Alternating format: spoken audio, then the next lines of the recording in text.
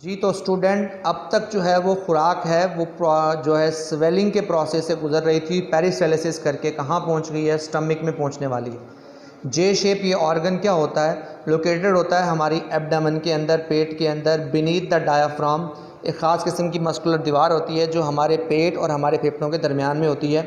Stomach has two main portion, जिसे हम लोग कहते हैं कार्डियक पोर्शन, और दूसरा हमारे पास होता है जो फ़ौरन इसोफिगस के बाद होता है, ये इसोफिगस नाली मौजूद है, इसके फ़ौरन बाद ये जो इसका स्फिंक्टर है, और इसी को बोला जाता है, इसका ये जो हिस्सा सारे का सारा इसको होता है कार्डिक पोर्शन। इसके ऊपर एक ख़ास किस्म का मस्कुलर दरवाज़ा लगा होता है, इसे बोला जाता है कार्डिक स्फिंक्टर। स्फिंक्टर ऐसे तमाम ओपनिंग को कहा जाता है जो मसल्स की मदद से खुलती और बंद होती हैं। इसके दूसरा पोर्शन बनता है नीचे वाला हिस्सा जो तकरीबन यहाँ तक बनते, से बोलते हैं पायलोरिक पोर्शन। पायलोरिक पोर्शन का लास्ट एंड जो होता है वो ड्यूडिनम स्मॉल इंटेस्टाइन का पहला पोर्शन इसके साथ जुड़ा होता है, इसे बोलते हैं पायलोरिक स्फिंक्टर।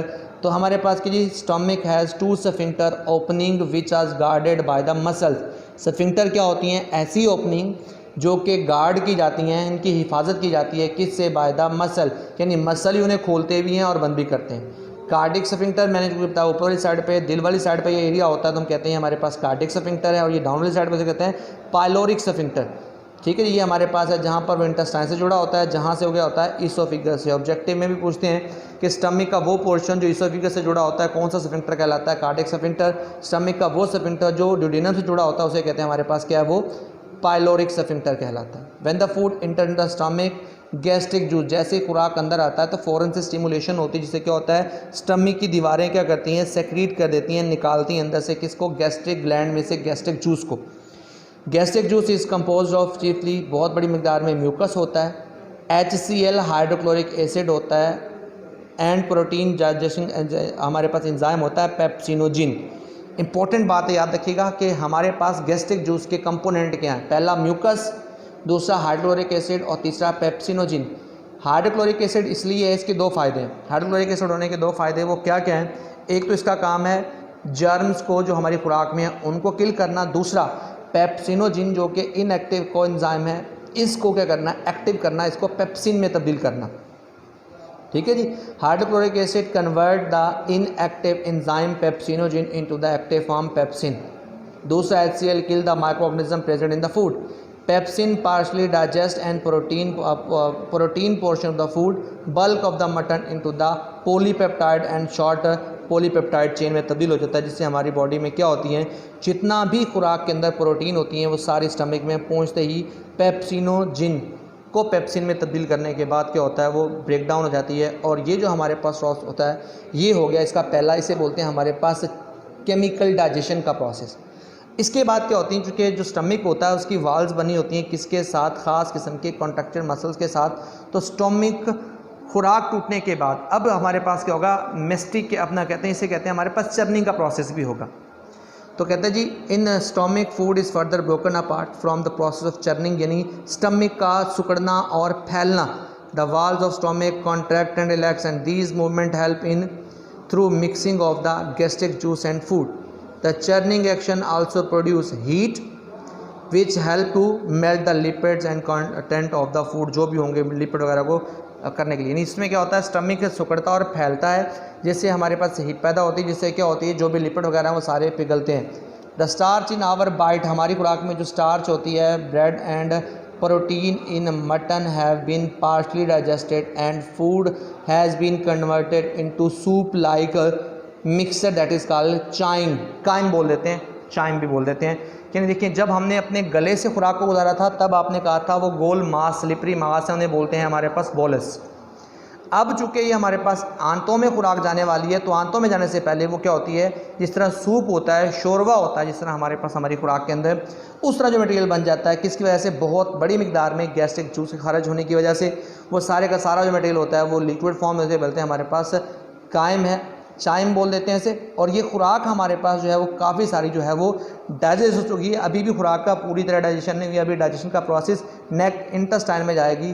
फिर क्या होता है, जो पायलोरिक एंड होता है स्टमक का, जो नीचे वाला एंड होता है वहाँ से उस स्फिंक्टर की मदद से वो हल्का सा ओपन होता है और क्या करता है, वो उस मास को कहाँ कर देता है, इंटर कर देता है किसके अंदर, इंटेस्टाइन के पहले हिस्से में, ड्यूडेनम में।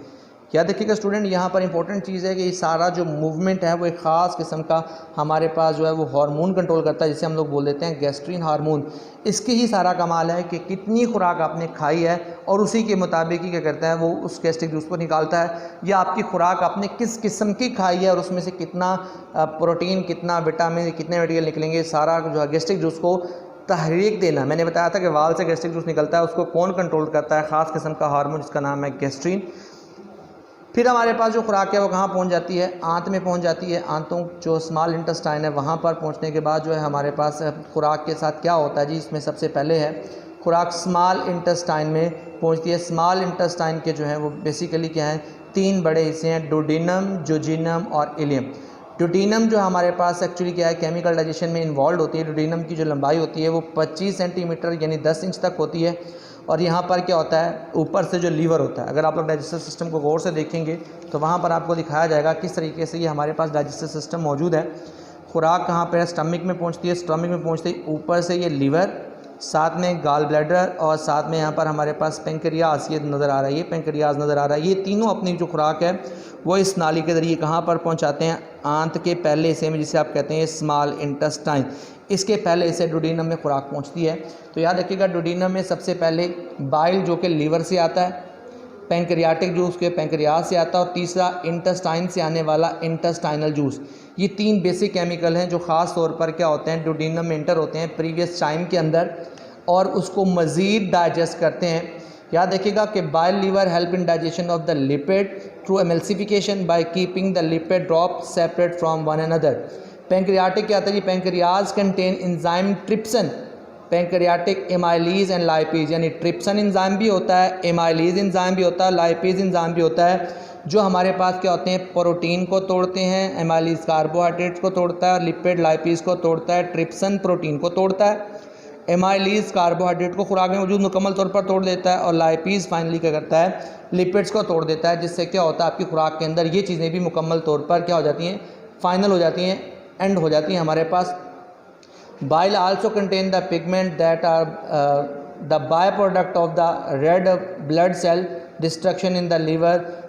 These bile pigments are eliminated from the body with feces. Body के ज़रिए क्या होता है, वो फीसेस या हमारे फुजले के ज़रिए बॉडी से बाहर निकालते हैं। आखिर पे क्या होता है, इंटेस्टाइन आता है, इंटेस्टाइनल जूस होता है, ये भी हमारे पास वाल कंटेनिंग होता है। Enzyme complete digestion of the kind of food, जो भी खुराक उसकी आखिर पे जो फाइनलाइज है वो इंटेस्टाइनल जूस से होता है। नेक्स्ट हमारे पास मैंने बता दिया जो जिनम होता है, जो जिनम जो होती है 2.4 मीटर लेंथ में होती है, और कुछ नहीं होता यहाँ पे, प्रीवियस जितनी भी खुराक में डाइजेशन है वो सारी यहाँ पर कंटिन्यू रहती है, और खुराक को मुकम्मल तौर पर डाइजेस्ट करने का हमारे पास क्या है, हम उसे टाइम देते हैं। लास्ट वाला हिस्सा मैंने बताया था कि तीसरा बड़ा हिस्सा जिसे इलियम का नाम दिया जाता है, जो कि हमारे पास क्या है 3.5 मीटर लॉन्ग होता है, और यहाँ पर क्या होती हैं, छोटी छोटी विल या विलाइज होती हैं, जो हमारे पास क्या होती हैं, खुराक की अब्जॉर्प्शन के प्रोसेस को करते हैं। किस तरीके से करते हैं, आगे देखते हैं अगले पेज पर।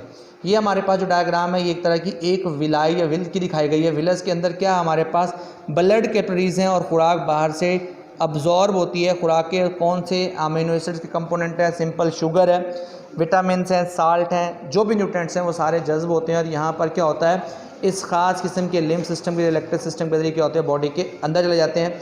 ये सारी खुराक को अपने अंदर जज्ब करने की क्वालिटी यही रखता है। ये इंटेस्टाइन और उसका अंदरूनी हिस्सा, और उसमें से आपने क्या किया, एक व्हील।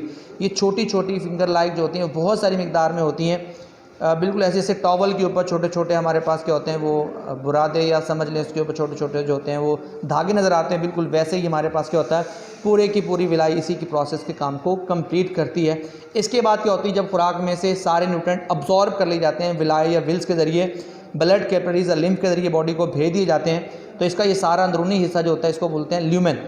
अब ल्यूमेन से खुराक का थोड़ा सा हिस्सा अगले हिस्से में लार्ज इंटेस्टाइन में हो जाएगा। लार्ज इंटेस्टाइन के 3 बड़े हिस्से, याद रखिएगा स्टूडेंट, जैसे स्मॉल इंटेस्टाइन के 3 हिस्से डुओडेनम, जोजिनम और इलियम था, यहाँ पर भी क्या है, हमारे पास लार्ज इंटेस्टाइन के भी 3 ही बड़े हिस्से हैं। उन 3 हिस्सों में हमारे पास सैकम, कोलोन और रेक्टम 3 बड़े हिस्से हैं।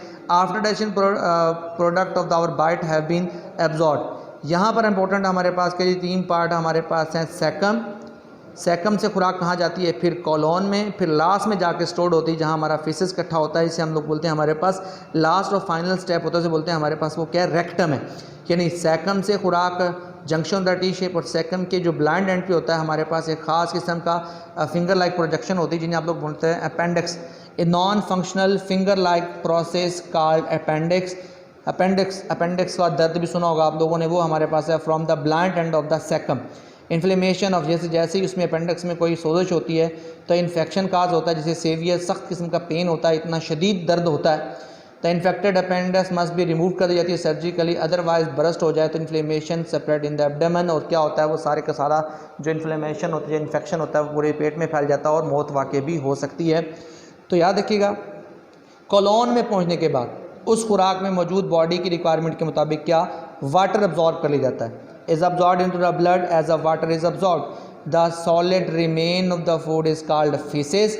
जब खुराक में से सारा पानी जज्ब हो गया तो आखिर पे जो सॉलिड या खुराक का अनडाइजेस्टेबल अनअब्जॉर्बेबल पार्ट बच जाता है उसे बोलते हैं फीसेस या फुजला। फीसेस में भी consist of the undigested material, large number of bacteria, slug of cell, जो हमारी एलिमेंट्री कनाल के टूटे हुए टुकड़े होते हैं वो भी उसमें होते हैं, बाइल पिगमेंट भी उसमें शामिल होता है, वेस्ट सब कुछ उसमें शामिल होता है। ये सारी चीज़ें टेम्परेरी हम क्या करते हैं, इनको स्टोर कर देते हैं। आपके जो लास्ट वाला हिस्सा होता है उसमें रेक्टम में, फिर क्या होता है ये हमारे पास हमारे कंट्रोल में होता है, और आखिर पे क्या होता है जो रिफ्लेक्सेस के कॉन्शियसली, जैसे छोटे बच्चे होते हैं उनके यहाँ क्या फेसेस की बॉडी से बाहर एक्सपेल होना नॉर्मल सा होता है, विदाउट हमारे पास कॉन्शियस भी मूवमेंट करता है। लेकिन बड़ों में क्या होता है, हमारे पास क्या होता है, ये डेफिकेशन के प्रोसेस के लिए हम वॉलंटरी कंट्रोल करते हैं, उसे फ्लैश आउट कर देते हैं। याद रखिए इंपॉर्टेंट ऑब्जेक्टिव है कि विटामिन के बॉडी में हमारे क्या होते हैं, कोएगुलेशन ऑफ ब्लड के लिए ज़रूरी होते हैं, और ये ख़ास किस्म के बैक्टीरिया जो पहले ही हमारी कॉलोन के अंदर मौजूद होते हैं। कॉलोन क्या है, कॉलोन जो है हमारे पास क्या है, स्मॉल इंटेस्टाइन का पोर्शन है, वहाँ पर मौजूद होते हैं और वहाँ से वो खुराक को एब्जॉर्ब भी करते हैं। बहुत शुक्रिया स्टूडेंट्स, अल्लाह हाफिज़।